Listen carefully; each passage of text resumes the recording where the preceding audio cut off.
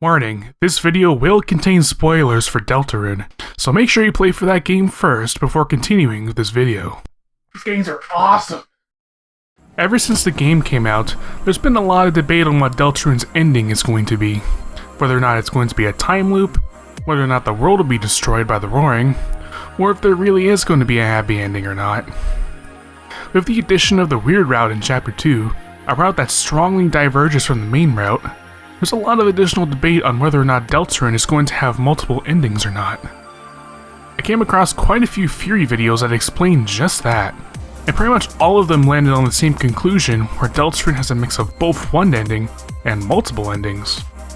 In this video, I am not only going to show you how I got to that same conclusion, why it's probably going to be true, and what this means for Deltarune as a whole. I will be providing my answer to the following questions. What might Deltarune's ending be like? Will Deltarune have one ending, or multiple endings? And what does my conclusion about Deltarune's ending mean for the game as a whole? Without further ado, I am Red, and let's get started.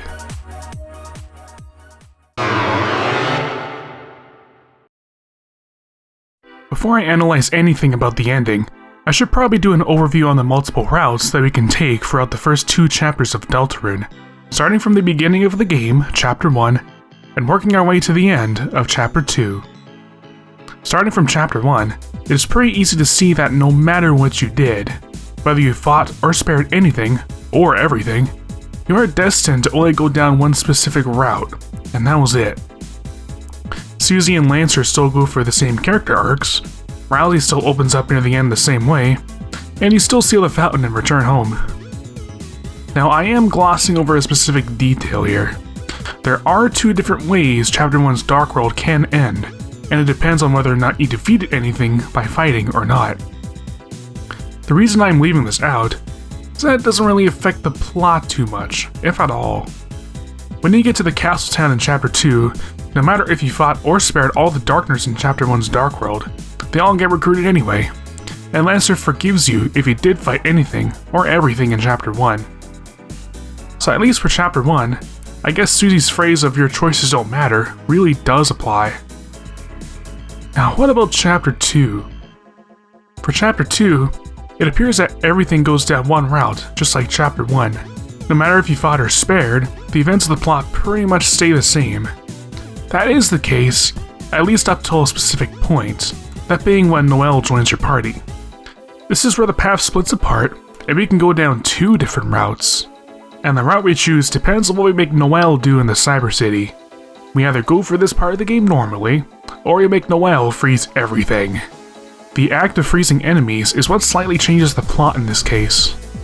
In the following graph here, I am going to represent the top path as the game's main route, which includes both the pacifist route as well as all the neutral routes. I know Burley may or may not injure his arm depending on if you fight or spare Queen, and it is something that carries over into the light world. For the sake of this video, however, I will make the assumption that this won't matter too much, and combine the pacifist and neutral routes into one main route. The plot for both of them are relatively the same. Noelle and Burley go for the same character arcs, and we still go for all the same battles, areas, and scenes. Nothing major changes between these two routes. Now for this bottom path. This is what I am representing as the game's weird route.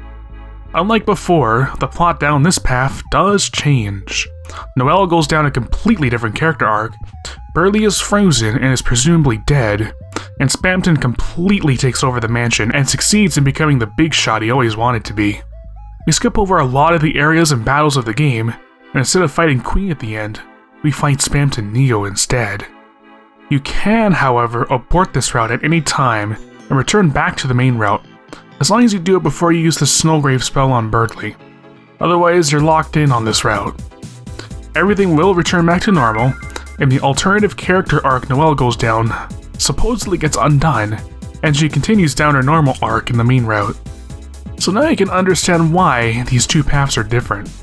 The events of the plot, boss fights, and the development of a lot of the characters go through change depending on which route you take. Now what's interesting is that at the end of the Chapter 2 Dark World, both paths converge to the same point, which is when you seal the fountain, and apart from a couple of differences between both of the routes, which I will address at a later time, from here on out, both paths end the same way. We still steal the fountain, we return to Hometown, and Chris still opens up the fountain in the Dreamer house. This is the one part that is interesting. Even though the journey is completely different between these two routes and some things do change, the destination is still the same. I think by now, you can sort of get a grasp on what I think Deltarune's ending is going to be like. And now that I've covered everything, and that we know about the different routes of the game, I can now talk through my theory on Deltarune's ending and expand on this further.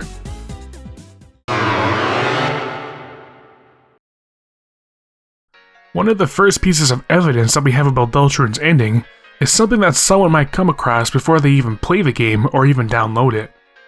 It is included within the description of the Steam page of Deltarune. One of the things mentioned in the featuring section is that Deltarune is going to have only one ending. Question mark. This is probably part of where the confusion comes from, which is mostly from the vagueness of this line. It doesn't really tell us much, does it?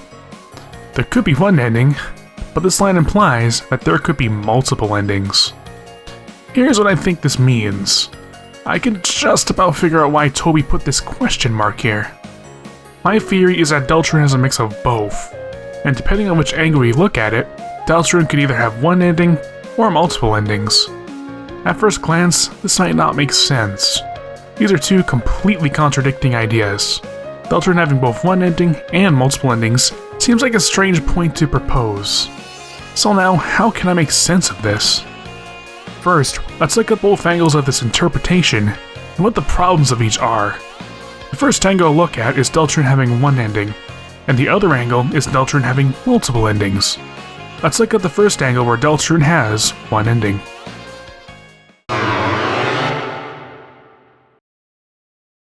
If you look at this angle where there is only one ending, yes, there is a way to make sense of that, and there's a lot of evidence that supports Deltarune having one ending. One of the first things the game tells you is that your choices don't matter.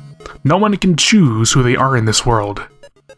If we look back on the chart I showed you earlier about the various routes you can take throughout the game as of right now really does only have one ending. Now how can I extrapolate this all the way to the end of the game? What is that ending, you might ask? What I'll do is I'll briefly summarize my theory on the ending that I proposed in my previous video. What I proposed in that video was that at some point in the future of Deltarune, the roaring will probably happen. We might do some save the world stuff like defeating the Titans and that, and we get to the one last thing we need to do to stop the roaring. You fulfill the prophecy by sealing the fountains and banishing the angels' heaven. Pretty simple, right? Now, how does the weird route tie into all of this? Well, here's my speculation. My guess is that in the weird route, some of the same stuff happens. The roaring still happens, and we still have to fulfill the prophecy to stop it.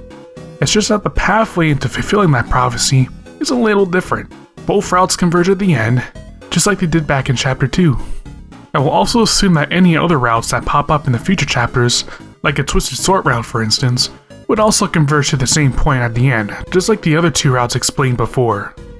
So now, what is the main problem with this angle? The main problem is that this angle doesn't account for some of the changes the journey makes to the world, and some of the characters. How can I resolve this problem with the differences between these two routes? This is where this other angle comes into play, where Deltarune has multiple endings.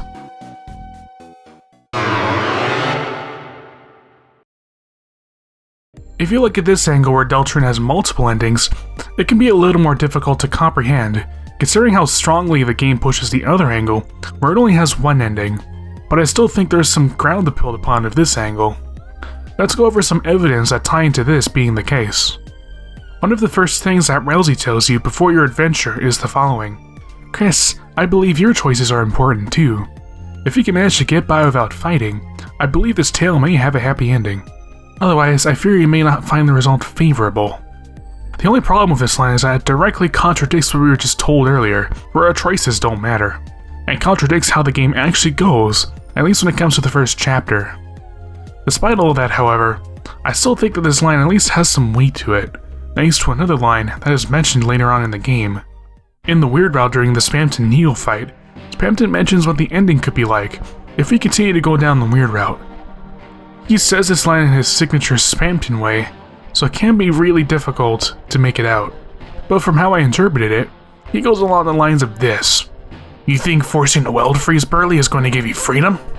Well, you're right, but don't blame me for living in a broken home, wishing you let me kill you. This line is definitely a lot more clear-cut than the Rousey one shown before. In fact, this line supports what Rousey says earlier, or at least one half of it. If you go down the weird route, Chris does obtain the one thing that they've always wanted. Freedom. Freedom from our control. Freedom to make the choices that they want to make. But Spamton warns us that the ending you might get might not be very favorable. Chris will be living in a broken home, perhaps with little to no friends, or whose friends are much worse off than if we were to go down a more merciful path. Now that is for the weird route, however. What do I think might happen if we go down the pacifist/neutral routes?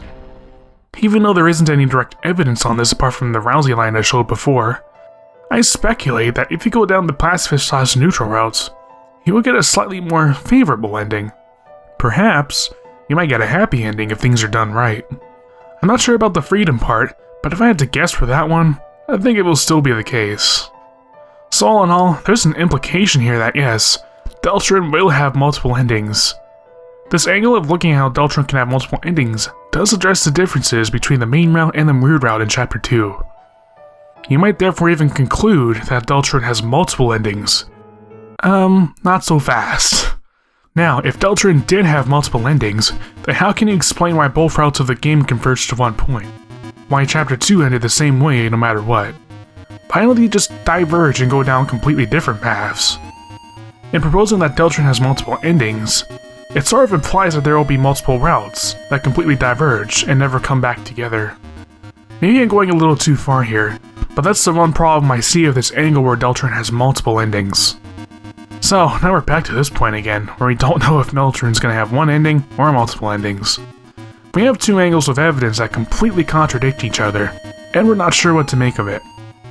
So now you're probably asking, which one is it?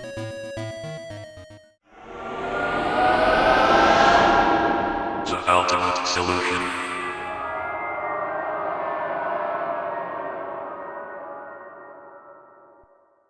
So now, what is the solution to the following problem I have proposed?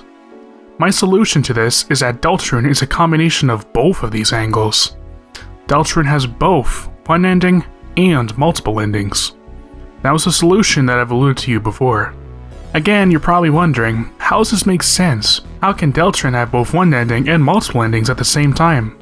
To explain how this makes sense, I'm going to propose a new theory that will help you make sense of Deltarune's ending. This theory is what I like to creatively dub Choice Theory, and it is a theory that attempts to explain how choices work in Deltarune and how they could impact the ending. So now, what is Choice Theory?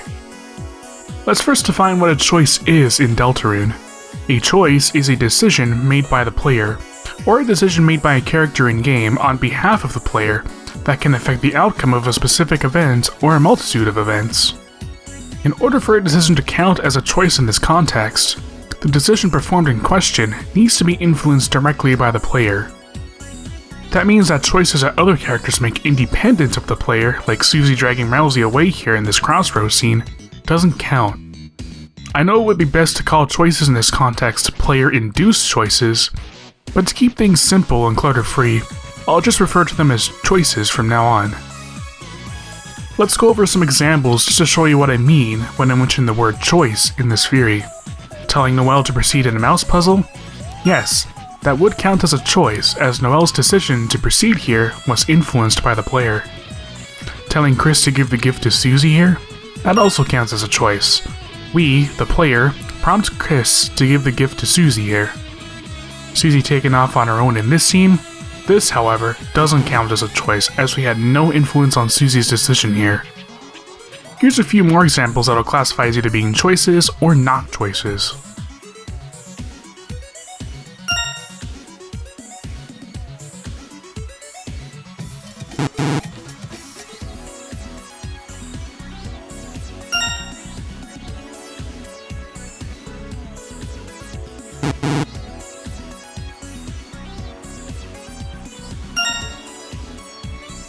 Now that I've explained what choices are in Deltarune, how can I classify them, as some choices in this game can have more impact than others? I believe that choices in Deltarune can be split up into 3 different levels: low-level choices, intermediate-level choices, and high-level choices. I'll explain for each level one by one, and how much impact they can have throughout the whole story. Low-level choices are choices that can affect some smaller parts of the game, but won't have an impact on the events of the plot or how characters develop. Some examples of low-level choices include many of the dialogue choices we make, which can change which dialogue we can get depending on what option we choose, and can even go as far as changing how a scene plays out. Another example of low-level choices would be how we choose to defeat enemies, whether we defeat them by sparing or by attacking. These can have small impacts like making our party stronger, or having that enemy be recruited or lost. I'm not going to include freezing enemies here because that's something that's a little different. Another example could include stealing some of the statues out of Noelle's room, and those statues being a part of the Castletown rooms. I am also going to classify any of the choices we make while creating both the Thrash Machine and the Vessel as low-level choices. Again, these choices can make small changes to the game, but won't have too much more of an impact than that. I am not sure of the Vessel yet, but if it comes back at some point, the choices we made creating that would be at a low level for the same reasons as before.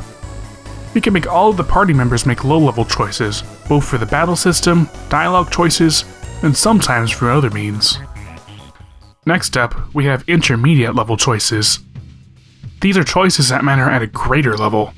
These choices can affect the events of the plot of a specific chapter, and can affect a main character directly. An example of an intermediate level choice would be making Noelle use the Snowgrave spell to freeze Birdly, as that affects the fate of a main character, and by consequence some of the events of Chapter 2's plot. As of right now, the only character in the game we can command to make an intermediate level choice is Noelle, and in order for her to make this choice, we need to manipulate her a lot to eventually do so. I should also mention that freezing enemies with Ice Shock and all the perceived dialogue choices sort of fit in between a low level and an intermediate level choice. These actions can affect plot events and character a little bit, but they can be reversed or undone if you abort the weird route. Intermediate level choices, however, are irreversible and cannot be aborted. Hence the only example I put into this category being Noelle's decision to use Snowgrave on Birdly. You could also make the argument that fighting Queen, which results in Birdly injuring his arm, could potentially count as an intermediate level choice as well. But as of right now, you don't know if this injury will be permanent or not, or will affect the story too much. So for right now, I'll count it as somewhere in between a low level and intermediate level choice. Now, let's talk about the highest level of choice, high level choices. These are choices that can completely derail the story and make it go down a completely different path. I'm talking across multiple chapters here. I do not have any examples of high level choices, but I can speculate that these high level choices can entirely affect how the next chapters play out, like where they are located, and extremely major plot points like whether or not the roaring happens, or whether or not the prophecy will be fulfilled. These are choices that can affect the entire game. I'm talking fate of the world kind of stuff here. I suspect that no choices at this level will ever be made, and this is what I really think the "your choices don't matter" idea alludes to. It stops us from making these high-level choices that can affect the course of the entire game, but anything below that, if done right, is fair game. Now that I've established this choice theory, how can I use it to explain my conclusion on Deltarune's ending? There are probably going to be some major events in the story, like the roaring and fulfilling the prophecy, that we do not have any control over, as those require high-level choices to change those, which I expect are impossible to make. I'm also going to count dark roll locations in this too. So that leaves me with the following conclusion. There is only one way that you can trigger the ending, no matter which route you take. That there is the one ending part. Now to explain the quote-unquote multiple endings part. Look no further than the low-level and intermediate-level choices in my choice theory. I've established that we can make choices at these two levels, and they can have a lasting impact on the game, but won't have an effect much higher than that. So depending on what low-level and intermediate-level choices you make throughout the game, that's how things like how characters develop and end up, the state of the Castletown, and some others can end up different by the end of the game. Depending on what choices you make at these two lower levels, you might either get a happy outcome, or a less favorable one. That there is the quote-unquote multiple endings part of the ending. So that's it. That explains my conclusion on what Deltarune's ending is going to be. there will only be one way to trigger the ending, but depending on what choices you make, the outcome after you trigger the ending will be different. Now I am left with one more thing to explain.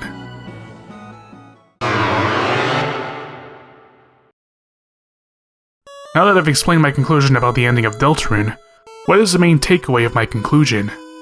What does this conclusion really mean for Deltarune? Here's what I think. Even though our choices can't completely derail the story, our choices can affect how a lot of relatively smaller things make it out of that story. For instance, how characters make it out of the story, and what relationships or bonds are created or broken between these characters.